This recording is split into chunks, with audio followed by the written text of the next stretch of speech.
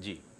अच्छा इमदाद साहब, असांजे नाज़रीन खे इहो बि आगाह कजो त सिंध बिल्डिंग कंट्रोल अथॉरिटी में बदिलियुनि ऐं मुक़ररनि जो तरीक़ेकार छा आहे ऐं उहे कीअं थियनि थियूं?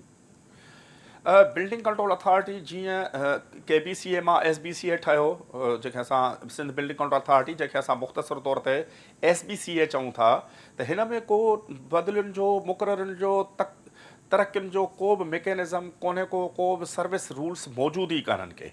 बिल्कुलु इन ई तरीक़े सां जीअं लोकल गवर्नमेंट डिपार्टमेंट जे अंडर में जेके बि खाता आहिनि उहे इहे ई खाता आहिनि, हिकिड़ियूं आज़ादु हिकिड़ियूं जागीरूं आहिनि।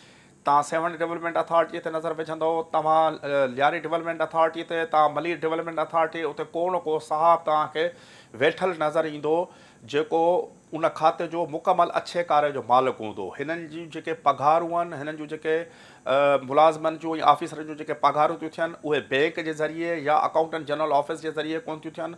इते मुक़ररियूं कीअं थियूं थियनि, मुकमल तौर ते सियासी सिफ़ारिशी बुनियादनि जेका उहे मुक़ररु थिए थी, उन खां पोइ उन खाते खे बिल्कुलु हिकिड़े बादशाहत ऐं शहनशाहत वारे अंदाज़ में हलायो थो वञे।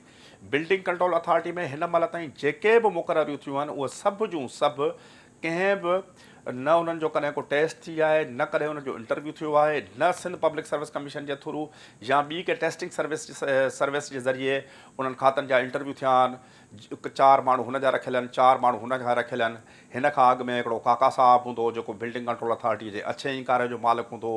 उन हिन बिल्डिंग कंट्रोल अथॉरिटीअ जे ज़रिए हिन ख़ुसूसी तौर ते कराची शहर, उन खां पोइ कराची खां अलावा सिंध जा जेके ॿिया जेके बि शहर आहिनि उन में तमामु घणे वॾे पैमाने ते रिश्वत में उहो माण्हू मुलविस हो, जंहिं ते तमामु घणा दर्जन जॾहिं केस क़ाइमु थिया त हू पंहिंजे नाजाइज़ कमायल पैसनि सां गॾोगॾु कैनेडा में शिफ्ट थी वियो आहे। उते हींअर मल्टी बिलियनर आहे। उहो पैसो अवाम जो पैसो हो, तव्हांजो असांजो हिन मुल्क जे हिन वतन जे हिन सिंध जे अवाम जो पैसो हो। ऐं बिल्कुलु न त काका मंसूर काका जे तिर्ज़ ते हींअर शहज़ाद आराई साहब उन सिंध बिल्डिंग कंट्रोल अथॉरिटी जे खाते खे अहिड़े बेरहम अंदाज़ में हिकिड़े शहनशाहत वारे अंदाज़ में हलाए थो। माना को बि ट्रांसफ़र पोस्टिंग जो माना हिते तरीक़ेकार कोन्हे का बि जेका असां हिन में जेका मुक़ररी थी थिए उहा बि सियासी बुनियादनि ते थी थिए। न कॾहिं असां बिल्डिंग कंट्रोल अथॉरिटी जो इश्तिहार पढ़ियो आहे त हीअ जॻहियूं ख़ाली आहिनि, हुन लाइ हीअ अप्लाई कंदा, हीअ कॉम्पिटेटिव प्रोसेस थींदो। इलाही लाइक़ु नौजवान वेठा आहिनि जेके माठ करे ख़ामोशी सां वेठा आहिनि, पंहिंजी ज़िंदगीअ जा ॾींहं पूरा करे रहिया आहिनि। उन्हनि खे को बि बराबरी जो मौक़ो न आहे। हिते टोटली जेका ट्रांसफ़र आहे, पोस्टिंग आहे, मुक़ररी आहे, अपॉइंटमेंट आहे, सभु जो सभु सियासी बुनियादनि ते आहिनि।